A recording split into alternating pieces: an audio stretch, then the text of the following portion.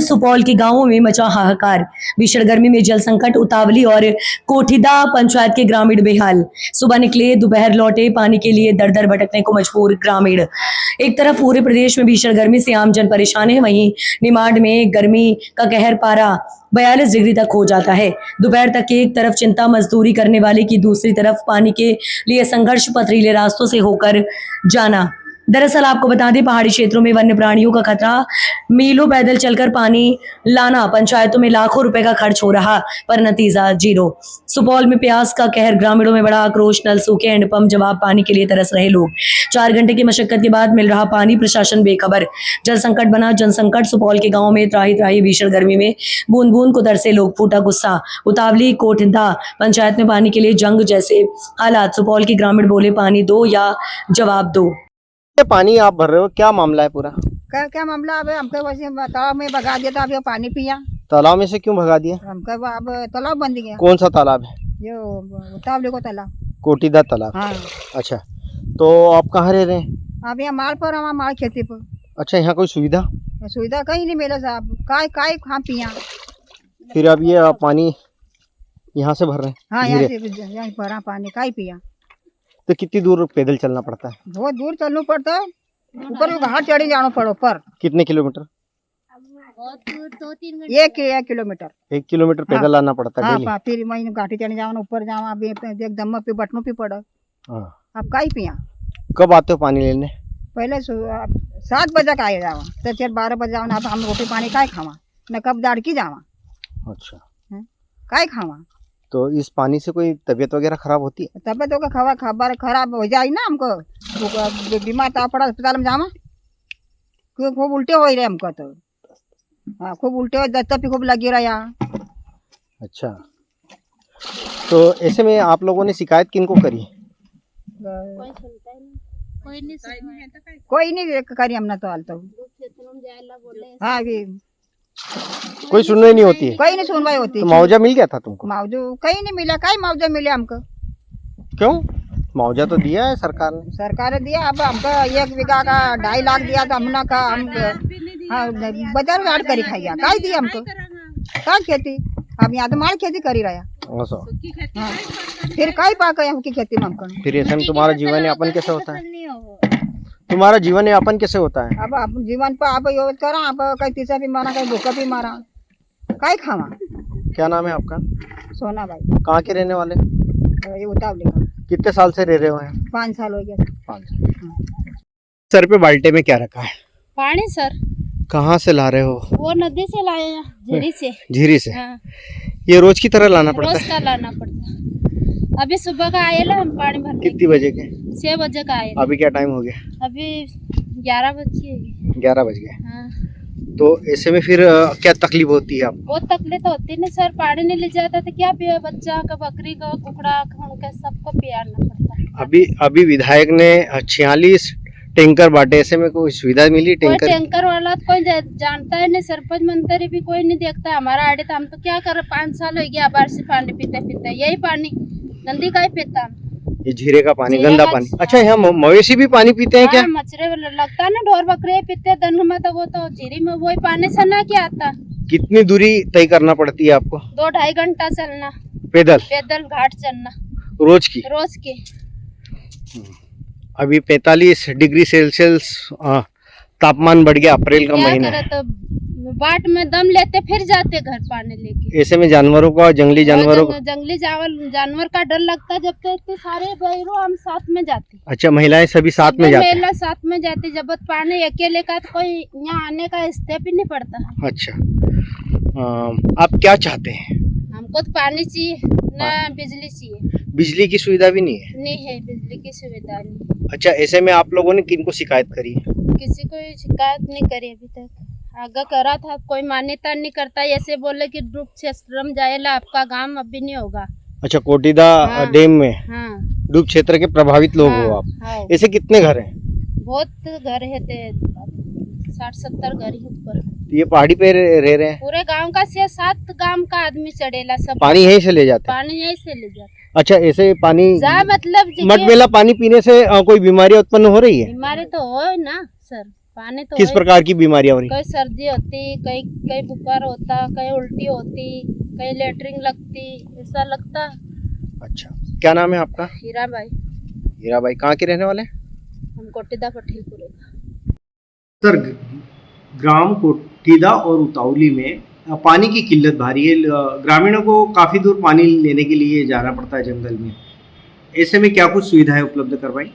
अभी मीडिया के माध्यम से मुझे अवगत हुआ है कि ग्राम कोटिदा और उतावली में पानी की समस्या है, तो उसके संबंध में अपने उच्च अधिकारी को अवगत करा दिया है और पीएचई विभाग को भी निर्देशित कर दिया है कि पानी की व्यवस्था जल्द से जल्द करें।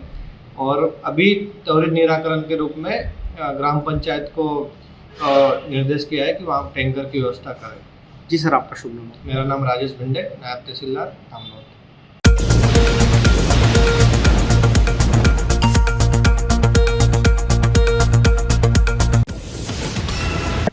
बड़ी खबर इस वक्त की आपको बता दें, भोपाल में शबरी नगर में वर्चस्व की लड़ाई, बदमाश को नंगा कर पीटा, इंसानी क्रूरता की सारी हदें पार, जमीन पर लिटाकर मुंह पर टॉयलेट किया, अधभरा कर छोड़ा।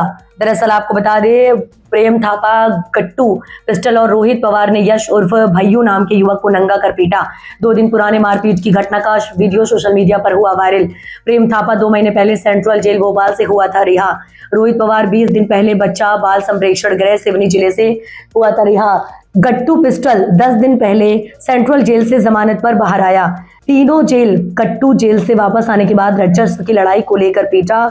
जिसको मार रहे हैं वह यश उर्फ भैयू जेल में बंद उमेश बमलहरी उर्फ मिट्ठू लाल का सागिर्द। उमेश बमलहरी उर्फ मिट्ठू लाल जेल में बंद है। हत्या के प्रयास सजा पड़ी। उमेश बमलहरी उर्फ मिट्ठू लाल की गैंग खत्म करने यश को पकड़कर नंगा कर पीटा।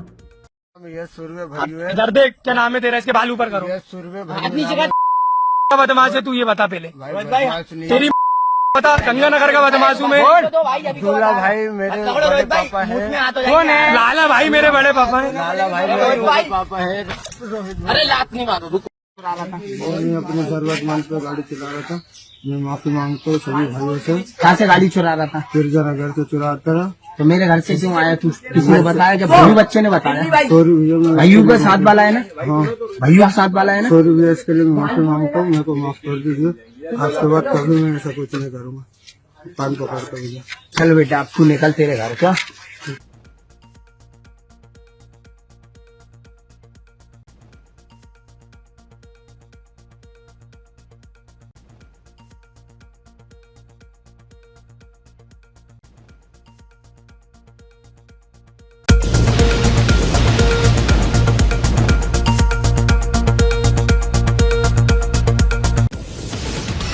औद्योगिक क्षेत्र पीथमपुर के सागौर थाना क्षेत्र के ग्राम कुंजरौद में एक अज्ञात युवक की सड़ी गली लाश मिलने से इलाके में सनसनी फैल गई। दरअसल आपको बता दें, ये शव गंगा के पास गुलाब पटेल के खेत समीप पाया गया, जिससे ग्रामीणों की भीड़ मौके पर जुट गई।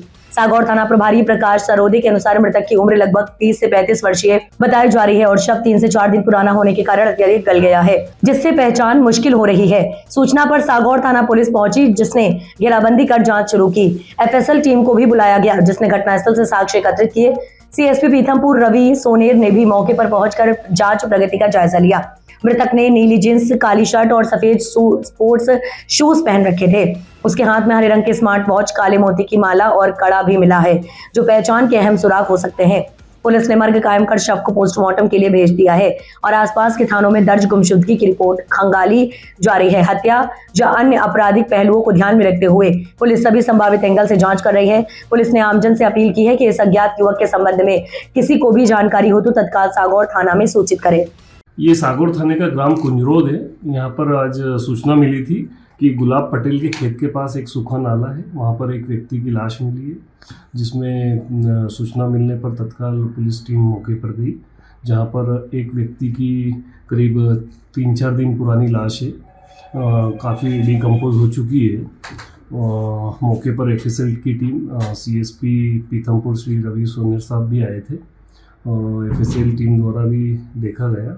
अभी शिनाख्त हो नहीं पाई है, चूँकि लाश पूरी तरीके से डिकम्पोज हो गई है, इस कारण से अभी कुछ कारण भी ज्ञात नहीं हो पा रहा है।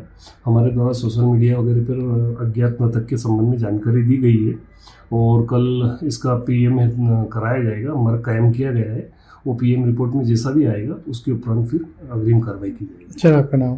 मैं थाना प्रभारी प्रकाश सरोदे, थाना सागर।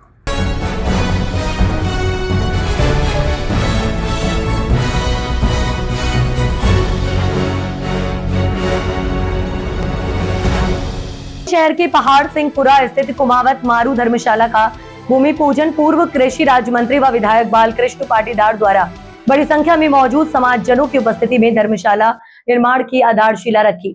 मंत्रोच्चार के साथ विधिवत पूजन अर्चन किया गया। साथ ही युवाओं के लिए जिम का लोकार्पण भी किया गया। इस अवसर पर विधायक श्री पाटीदार ने समाजजनों को धर्मशाला निर्माण की शुभकामनाएं देते हुए कहा कि कुमावत मारू समाज होकर खेती किसानी करता है। मुझे आशा है कि आज इस धर्मशाला का भूमि पूजन हुआ है, जल्द ही इसका लोकार्पण भी होगा। इसमें समाजजनों को धर्मशाला निर्माण समिति के साथ मिलकर काम करना होगा, क्योंकि सामूहिक रूप से किया काम बेहतर तरीके से पूरा होकर एक मिसाल बनता है। समाज की धर्मशाला को सर्व सुविधा युक्त बनाए, जिसमें हर संभव मदद करेंगे। समाज भी आगे आकर इस कार्य को पूरा करे। धर्मशाला निर्माण के लिए विधायक निधि से राशि स्वीकृत पर समाजजनों ने विधायक श्री पाटीदार जी का आभार जताते हुए कहा कि वे धर्मशाला निर्माण जल्द पूरा कर उन्हीं के हाथों लोकार्पण का प्रयास करेंगे। समारोह में बड़ी संख्या में कुमावत समाज के अध्यक्ष ओम रामड़ेकर, उपाध्यक्ष हरिशंकर जांगड़े, विनोद जिलवाने, दीपक कुमावत, हीरालाल चांदोरे, दिलीप महेंद्र पटेल, उमराव काका सहित समाज की महिलाएं एवं समाज जन मौजूद रहे। आपका आयोजन पूरा रहेगा उसमें निर्देश। ये मारू समाज के लिए पहले एक बार धर्मशाला दी थी, लेकिन ये स्थान कम पड़ रहा था, इसलिए गोले जी ने, क्या नाम अपना, देवेंद्र गोले जी ने इसी एक से लगी हुई जमीन दान दी। इसलिए गोले जी को भी मैं बहुत बहुत धन्यवाद देता हूँ, बधाई देता हूँ।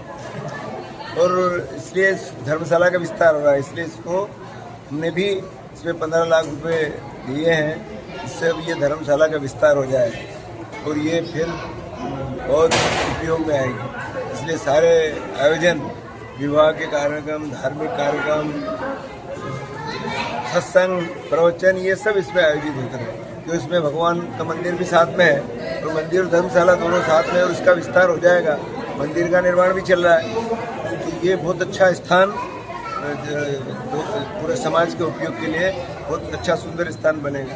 इसलिए मैं सबको, पूरे मारू समाज को बहुत बहुत बधाई देता हूँ, शुभकामनाएं। आपने युवाओं के लिए जिम के सामान वगैरह भी दिलाया, करीब 7 लाख करीब। युवाओं के लिए जिम, इसकी भी आजकल हमारे युवा जो है वो इधर उधर के कुसंग से बचे और सत्संग में लगे रहे, इसलिए यहाँ पर सत्संग भी होगा और व्यायामशाला में व्यायाम भी होगा। सब लोग,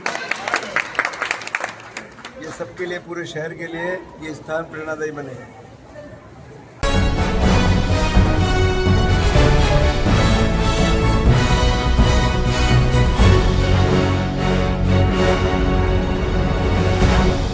इंदौर में पार्षद कमलेश कालरा ने किया 10,000 रिश्वत जैसे बेबुनियाद आरोपों का खंडन। पार्षद कमलेश कालरा पर आरोप लगाया जा रहा है कि उन्होंने कुछ दुकानों को तोड़वाया, लेकिन पार्षद कमलेश कालरा का कहना है कि ये दुकानें अवैध रूप से बनी हुई थी और वहां सिगरेट, शराब तथा अन्य गलत नशे से जुड़ी गतिविधियां हो रही हैं।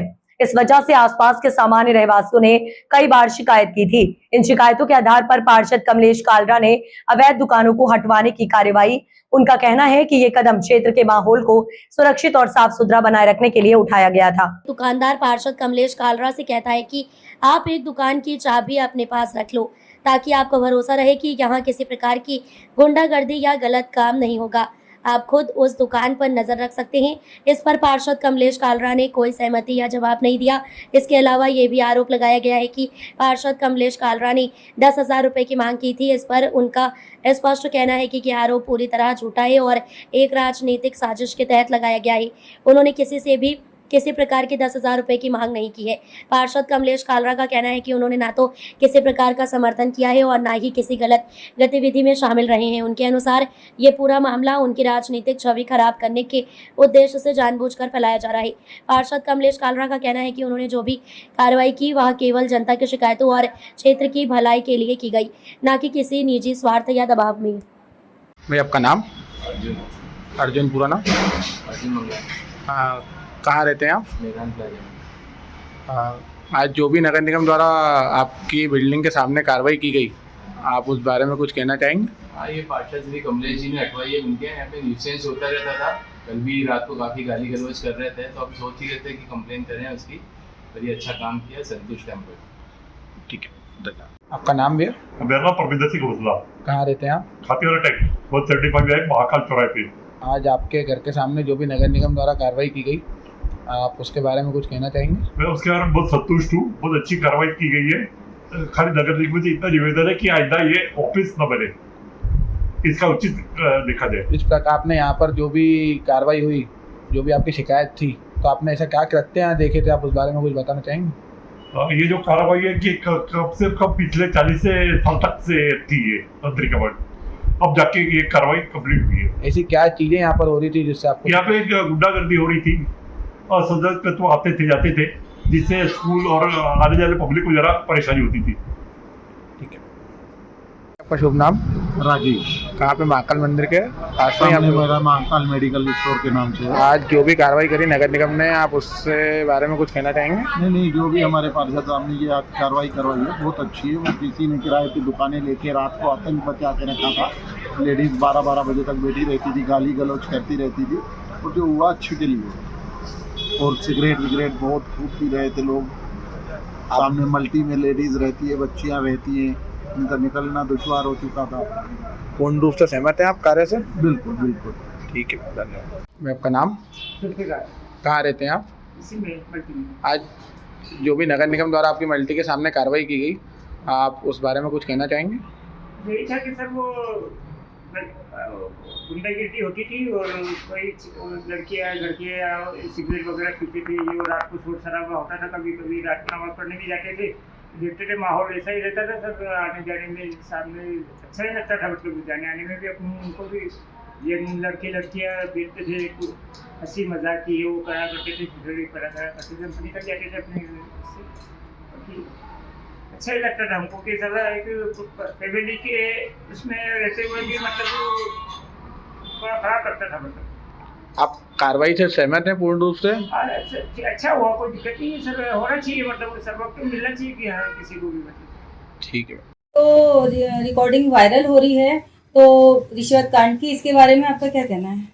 देखिए, यहाँ पे क्या कई लोगों की शिकायत थी कि रोज रात को यहाँ पे दारू वारू भी पी रहे थे, बियर वगैरह पी रहे थे, सिगरेटें बिक रही थी और ऑडियो बहुत तेज चला रहे थे। रहवासियों की कंप्लेंट थी और 6 महीने पहले की कंप्लेंट थी, अभी की थी नहीं। और इसका मैंने ना सवाल भी उठाया था परिषद में कि इसकी अभी तक टूटी क्यों नहीं, दोनों लिखित में वो दिया भी है कि वो जल्द तोड़ेंगे।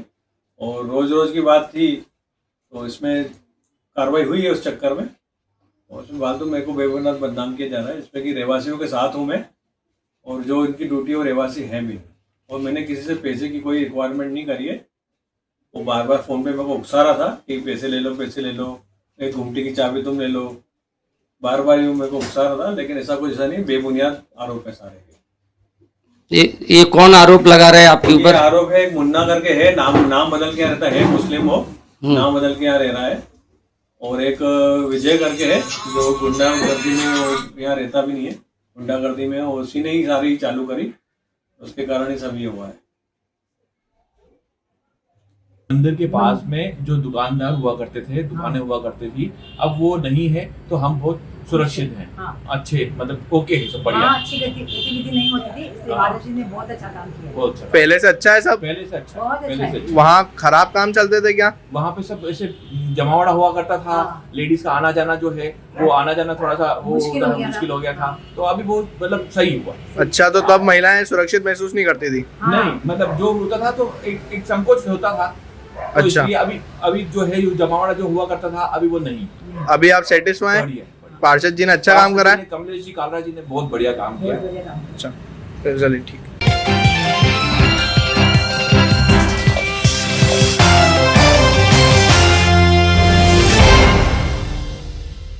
धार जिले के कुक्षी रैना के अंतर्गत फरियादिया सिलकुआ में शाम करीब 8 बजे शीतला माता मंदिर में दर्शन के लिए जा रही थी। मंदिर के गेट के सामने एक व्यक्ति खड़ा दिखा, जो फरियादिया के पास आया, बोला कि 500 रुपए लो, मंदिर में गुप्त दान कर देना। फरियादिया ने मना किया। उसके बाद वह व्यक्ति फरियादिया के पैर छूने के लिए झुका, तो फरियादिया ने मना करते हुए मंदिर की तरफ जाने के लिए घूम गई। इतने में पीछे से आरोपी ने महिला फरियादिया के गले में पहनी सोने की चैन झपट्टा मारकर खींचकर हाथ में लेकर भागा और कुछ दूरी पर जाने के बाद कमर से 12 बोर देशी कट्टा निकालकर हवा में घुमाया और उसकी मोटरसाइकिल चालू कर भागने लगा। इतने में महिला के चिल्लाने की आवाज सुनकर बाहर कुर्सियों पर मोहल्ले के बैठे लोगों ने आरोपी को रंगे हाथ पकड़ा। व सूचना मिलने पर पुलिस भी तत्काल मौके पर पहुंच गई। फरियादी की रिपोर्ट पर थाना कुक्षी पर अपराध क्रमांक 158/2026 धारा 304(2) BNS 25(1) AA 25(1) ए आर्म्स एक्ट का आरोपी के विरुद्ध पंजीकृत कर आरोपी अहमद अली को गिरफ्तार कर आरोपी के कब्जे से सोने की चैन, मोटरसाइकिल व एक 12 बोर का कट्टा जब्त कर आरोपी को माननीय न्यायालय कुक्षी पेश किया गया। देखिए, ये कल शाम को करीब 8 बजे की बात है। अलीराजपुर रोड स्थित सिलकुआ में जो है मंदिर है, माता जी के मंदिर में महिला दर्शन करने के लिए गई थी। उसी दौरान एक आरोपी वहाँ पहुँचा। पहले उसने 500 रुपये महिला को दिए कि ये गुप्त दान मंदिर में कर दीजिए, जो महिला ने मना किया। और वो पूजा करने के लिए जैसे ही महिला पलटी, उस दौरान इस आरोपी ने तत्काल उसकी महिला की जो चेन है वो खींच के भागने लगा। और भागते दौरान इसके पास एक कट्टा भी था, वो भी इसने निकाला, हवा में लहराया और मोटरसाइकिल पर बैठ के फरार होने लगा। उसी दौरान जनता ने पुलिस को भी सूचना दी थी और जनता ने भी, तो पुलिस और जनता ने मिलकर उसको पकड़ा, तो पकड़ के थाने लाए। और इसमें जब इससे पूरी पूछताछ की गई तो इसने अपना नाम जो है आजम अली पिता अख्तर अली, उम्र करीब 37 वर्ष, देवझरी कॉलोनी सेंधवा, डिस्ट्रिक्ट बड़वानी होना बताया। ये इसकी और भी हम जांच कर रहे हैं क्योंकि इसके मोबाइल में कई चोरी के मोबाइल बेचने की डीलिंग्स भी दिखी है और इसका पुराना रिकॉर्ड भी देखा जा रहा है कि इतने पूर्व में कोई घटना गई है, तो उसकी भी जांच कर रहे हैं और इसमें अभी इन्वेस्टिगेशन जारी है।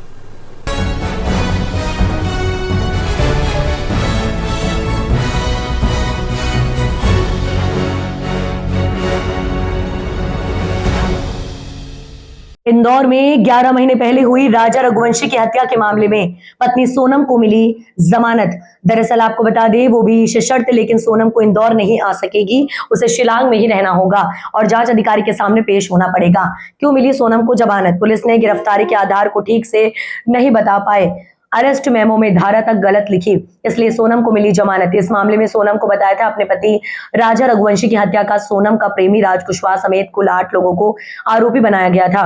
बता दें कि सोनम 8 जून 2025 को उत्तर प्रदेश के गाजीपुर में किया था सरेंडर। वहीं राजा के पिता बोले, सोनम हमारे परिवार के लिए खतरा है। वहीं राजा के परिवार ने कहा कि हम अब हाईकोर्ट जाएंगे। पूरा मामला इस प्रकार था कि 11 मई को राजा और सोनम की शादी हुई थी और हनीमून मनाने शिलांग गए थे। 2 जून को राजा की लाश खाई में मिली थी।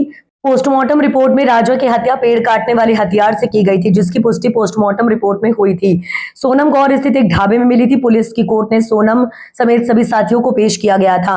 इस घटना से इंदौर सहित पूरा देश हिल गया था। राजा के भाई के अनुसार हम जमानत याचिका को खारिज करवाने के लिए हाईकोर्ट जाएंगे। इसमें देखिए, सोनम को जो जमानत जो मिली इसके अंदर थी, जब वहाँ से पुलिस द्वारा जब मुझे जानकारी मिलती है, जब मैं उनको फ़ोन लगाता हूँ, सर अपने केस में चल क्या रहा है, मुझे इसकी जानकारी मुझे दीजिए हुआ, तो उनका कहना होता है भी बोले सोनम को तो जमानत मिल चुकी है। सर जमानत मिली कैसे है? तो बोले एक काम करिए, आपके वकील साहब को फ़ोन लगा लीजिए, वकील से फ़ोन लगा पूछ लीजिए जमानत क्यों मिली क्या नहीं मिली, तो आपको सब जानकारी दे देंगे। जब मैं पुलिस के फ़ोन काटने के बाद उनको जब फ़ोन लगाता हूँ, अपने वकील साहब को फ़ोन लगाता हूँ, वकील साहब मुझे कहते हैं बोले सोनम को जमानत मिलने का कारण ये है। तो पुलिस द्वारा जो इसमें जब सोनम को गिरफ्तार किया गया था गाजीपुर से, जब तो गाजीपुर गिरफ्तार करने के टाइम पे सोनम को बताया नहीं गया था सोनम को गिरफ्तार क्यों कर रहा है। तो इसके लिए भारतीय संविधान द्वारा जो है कोर्ट में ये चीज़ जो वकील ने कही है, तो किसी व्यक्ति को जब गिरफ्तार करते हैं उसको बताना पड़ता है, तो गिरफ्तार क्यों कर रहे हैं, ये इसीलिए जो है सोनम को जमानत मिली है। क्या लगता है कि इसमें चालान डायरी में कुछ फेरबदल हुआ है? इसमें देखिए, इसमें बहुत कुछ फेरबदल हुआ, क्योंकि मुझे तो चालान डायरी रास्ते दी नहीं मुझे, और ना मुझे ढंग से दिखाई गई है। तो कहीं ना कहीं इसमें जो मैं कह सकता हूँ तो चालान डायरी में हेरफेर बहुत सारा हेरफेर हुआ इसके अंदर। हर जगह 11 का जिक्र आया है, इसमें 11 हाँ 11 की जगह इसमें जो आया कि जिन दिन आया को मारा था उस दिन 11 थी, जिन आएगा पुनर्जन्म हुआ उस दिन 11 थी, और जब सोनम को कल जमानत कल सोनम मिली थी, कल भी 11 थी। अभी आपके द्वारा CBI की कुछ मांग रखी जाएगी? देखिए, मांग तो उसमें बहुत कुछ हमारी मांग अभी तक पूरी हो नहीं पा रही इसके अंदर है, और अभी तक तो मुझे चालान डायरी तक नहीं दी जा रही है। तो मतलब कहीं ना कहीं इसमें मैं कह सकता हूँ तो मुझे चालान डायरी देने का अधिकार इतना मुझे अधिकार भी नहीं क्या है। तो मैं अपने भाई के मौत की जो खबर उसमें जब चालान डायरी बनाई गई है, वो चालान डायरी मुझे मिल जाए, वो चीज़ मुझे अभी तक दे नहीं पा रहा है, तो क्यों नहीं जा रहा मुझे चीज़ें। क्या वहाँ से शिलांग से वापस आएगी? नहीं, सोनम शिलांग से वापस यहाँ भी नहीं आएगी, शिलांग में ही रहेगी वो, क्योंकि वहाँ पे सेशन कोर्ट का आदेश है उसमें है, तो सोनम जो है शिलांग छोड़ के जा सकती है नहीं है। मेरा नाम VP रघुवंशी, राजा रघुवंशी का भाई। लगातार कोर्ट में मामला चल रहा था, एक माँ को उम्मीद थी कि बेटे को न्याय मिलेगा। देखो यही उम्मीद थी कि आज तो कल न्याय मिलेगा, मगर देखो न्याय नहीं मिला, क्योंकि अब मेरा तो पता है कानून गंदा होता है, मगर हकीकत में आज देखने को मिल गया कि कानून गंदा होता है क्या, क्योंकि इंसाफ नहीं मिला मेरे को। इसलिए मैं ऐसा बोलना चाहती हूँ कि जब आंखों देखा वो था, तो अब सुनने में ऐसा आ रहा है कि उसको पता ही नहीं था कि मेरे को होती जा रही है। जब उसको नहीं पता था तो फिर वो जहाँ पे आके रही क्यों थी इंदौर में 8-10 दिन? उसको सब पता था और सब उसने करा, साथ वाले ने करवाया और मतलब इतना बड़ा गेम कैसा खेल लिया इन लोगों ने अंदर ही अंदर, और उनके घर के सारे लोग मिले हुए हैं। उनका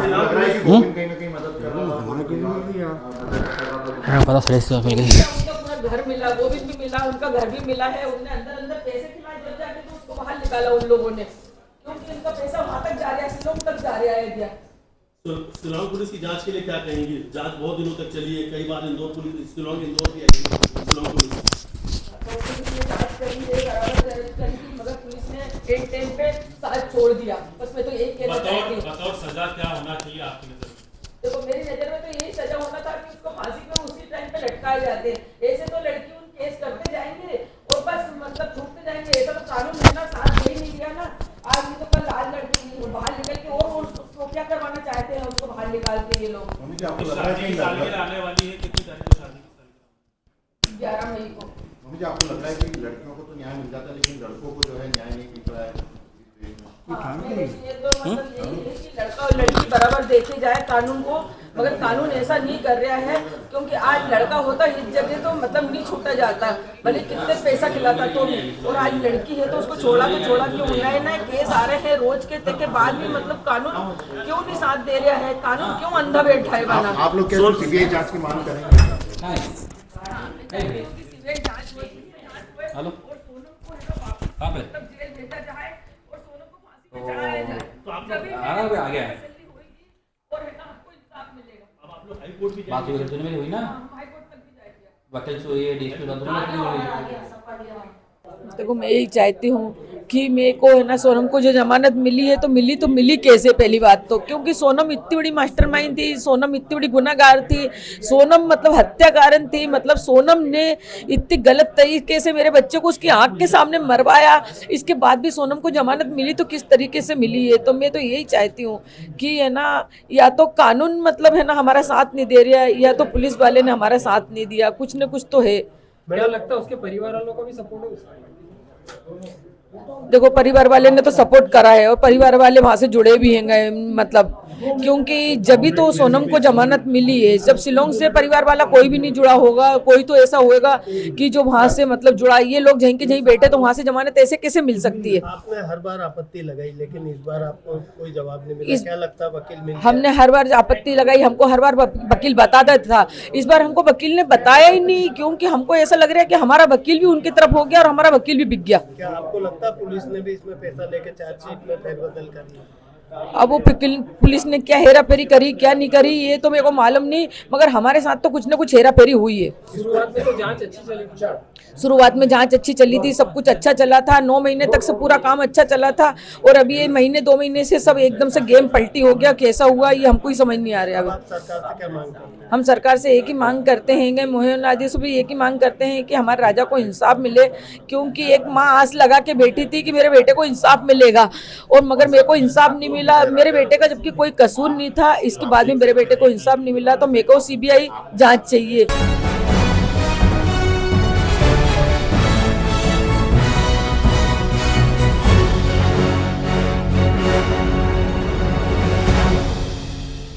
मध्य प्रदेश में भारतीय जनता पार्टी के शिक्षा प्रकोष्ठ में प्रदेश स्तर पर इंदौर के महेश पालीवाल की महत्वपूर्ण नियुक्ति की गई है। इस नियुक्ति के बाद पार्टी संगठन में नई ऊर्जा देखने को मिल रही है। महेश पालीवाल ने पदभार संभालने के बाद अपने बयान में कहा कि उनका मुख्य उद्देश्य प्रदेश स्तर पर संगठन को और अधिक मजबूत बनाना रहेगा। पालीवाल ने बताया कि वे शिक्षा प्रकोष्ठ के माध्यम से पूरे मध्य प्रदेश में पार्टी की विचारधारा को मजबूत करने का कार्य करेंगे। उन्होंने कहा कि जिला और नगर स्तर पर शिक्षा प्रकोष्ठ की कार्यप्रणाली का गठन किया जाएगा, जिसमें संगठन की जड़ों को और मजबूती मिलेगी। उनका मानना है कि शिक्षा से जुड़े वर्गों को पार्टी के साथ जोड़ना समय की आवश्यकता है और इसी दिशा में वे सक्रिय रूप से कार्य करेंगे। उन्होंने ये भी बताया कि उन्हें प्रदेश के वरिष्ठ नेताओं का पूरा सहयोग मिल रहा है, विशेष रूप से पूर्व लोकसभा स्पीकर सुमित्रा महाजन और प्रदेश के वरिष्ठ मंत्री कैलाश विजयवर्गीय सहित अन्य नेताओं का मार्गदर्शन उन्हें लगातार प्राप्त हो रहा है।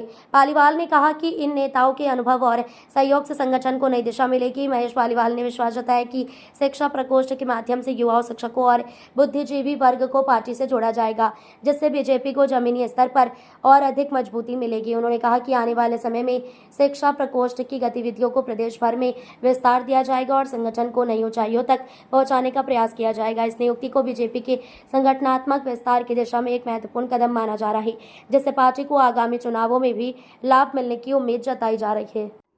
जो फोटो लेना है मतलब शिक्षा प्रकोष्ठ में आपको संयोजक मध्य प्रदेश का बनाया गया है, किस तरह से बीजेपी को मजबूत किया जाएगा प्रत्येक क्षेत्र में? जी, मैं भारतीय जनता पार्टी के शीर्ष नेतृत्व का, माननीय मुख्यमंत्री मोहन यादव जी का, हमारे जो प्रदेश के अध्यक्ष हैं भारतीय जनता पार्टी के खंडेलवाल जी का बहुत बहुत आभार व्यक्त करना चाहता हूं कि जिन्होंने मुझे इस दायित्व के लिए उपयुक्त समझा है और मुझे इस क्षेत्र में आगे बढ़ाने का उन्होंने प्रयास करा। उनको बहुत बहुत आभार, धन्यवाद। मतलब इंदौर में कई वरिष्ठ नेता हैं, किस तरह से आप इन सबको साथ में लेकर आगे बढ़ेंगे? जैसे कि मुझे पूर्व में भी मैंने बताया कि मुझे सुमित्रा महाजन जी का, माननीय मोगे जी का, माननीय कैलाश विजयवर्गीय जी का, बाबू सिंह रघुवंशी जी का, माननीय दादा का, और हमारे सभी वरिष्ठ जो नेता हैं महापौर में रहे हमारे, मुझे मोगे जी का और सत्तन जी का आशीर्वाद मिला हुआ, गोपी भैया का आशीर्वाद मिला हुआ, इन सब का आशीर्वाद से ही मुझे ये दायित्व मिला है और मैं इस दायित्व को पूर्ण तरह निर्वहन करूंगा, ऐसी मैं अपेक्षा करता हूं। मुझे सभी वरिष्ठों का आशीर्वाद प्राप्त है और मैं सबसे आशीर्वाद लेके आया भी हूं। सबने मुझे शुभकामनाएं भी दी है। भैया ग्रामीण क्षेत्रों में कई बार प्रकोष्ठ के जो पदाधिकारी रहते हैं वो कमजोर महसूस करते हैं, किस तरह से मजबूत किया जाएगा प्रकोष्ठों के माध्यम से बीजेपी को? भारतीय जनता पार्टी में प्रकोष्ठ एक महत्वपूर्ण दायित्व है। जैसा कि हमारे पूर्व के भी सभी जो पदाधिकारी रहे उन्होंने बहुत अच्छा काम करा, उसी काम को मैं आगे बढ़ाऊंगा और भारतीय जनता पार्टी की विचारधारा शिक्षकों के बीच में किस तरीके से ले जानी, इसकी योजना पूरे मेरे दिमाग में, और मैं प्रदेश अध्यक्ष जी से लगातार उनके गाइड में रहता रहूंगा और वैसे काम को आगे बढ़ाऊंगा। मैं इस जो दायित्व मिला है मुझे शिक्षा प्रकोष्ठ का, मैं ये ग्रामीण क्षेत्रों में भी और शहरी क्षेत्रों में भी इसको नीचे तक ले जाऊंगा और हमारी विचारधारा से युवाओं को जोड़ने का और शिक्षकों को जोड़ने का ऐसा मैं प्रयास करता रहूंगा विभिन्न माध्यमों से।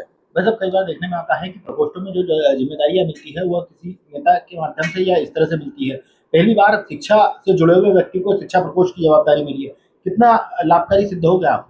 जैसा कि आप सभी जानते हैं, इंदौर शहर में मैं कई वर्षों से शिक्षा के क्षेत्र में काम कर रहा हूं और मुझे इसी क्षेत्र में हमारा कई जो भारतीय जनता पार्टी के भी हमारे वरिष्ठ कार्यकर्ता रहे हैं उनका मुझे सहयोग रहा है। जैसे मैंने पूर्व में बताया, सुमित्रा महाजन जी हैं, माननीय कैलाश जी हैं, बाबू सिंह जी हैं, मोगे जी हैं, मित्तल जी हैं, कई लोगों का मुझे आशीर्वाद मिलता रहा है। तो मैं लगातार आगे बढ़ रहा हूँ। इस क्षेत्र में बहुत सालों से मैं काम कर रहा हूँ, तो पार्टी ने मुझे विश्वास में लेके ये दायित्व दिया और मैं इस अपने दायित्व पे बिल्कुल खरा उतरूंगा, ऐसी मैं अपेक्षा करता हूँ।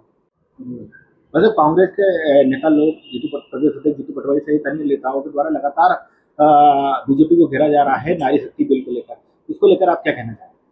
जैसा कि हमने देखा कि लोकसभा में किस तरह से पुरजोर तरीके से कांग्रेस ने इस बिल का विरोध करा है। वो चाहती नहीं कि 50% आबादी, जो आधी आबादी है, वो देश में एक संबल बन के इस देश को आगे बढ़ाने के लिए सहयोग प्रदान करेगी। ये हमने स्पष्ट रूप से उसमें हमको ज्ञात हो गया कि कांग्रेस किस तरह से घोर नारी शक्ति वंदन अधिनियम का विरोध करा है, किस तरह से कैसे जो नारी हमारी आगे बढ़ना चाहती है उनको रोकने का प्रयास करा है। मैं इसकी घोर निंदा करता हूँ। और आपको सबको मालूम है, जीतू पटवारी जी हमारे जो प्रदेश अध्यक्ष है, उनकी बॉडी या फिर या देखेंगे कि शहर की बॉडी में किस तरीके से उन्होंने महिलाओं को कुछ भी स्थान नहीं दिया। ये आप इसका प्रत्यक्ष उदाहरण दे सकते हैं कि नारियों के प्रति उनके मन में कितनी संवेदना है, कितनी मतलब उनके दिमाग में क्या भरा पड़ा है नारियों के प्रति। तो ये तो आप सब ने लोकसभा बिल में देख ही लिया है। अब इसी बिल को हम लगातार प्रयास करते रहेंगे कि किसी न किसी तरह से इस बिल को हम लोकसभा में इसको पारित करवाएं, महिलाओं को जो 50% आबादी इस देश की उसको संबल करें, बल प्रदान करें, ऐसी मैं अपेक्षा करता हूँ।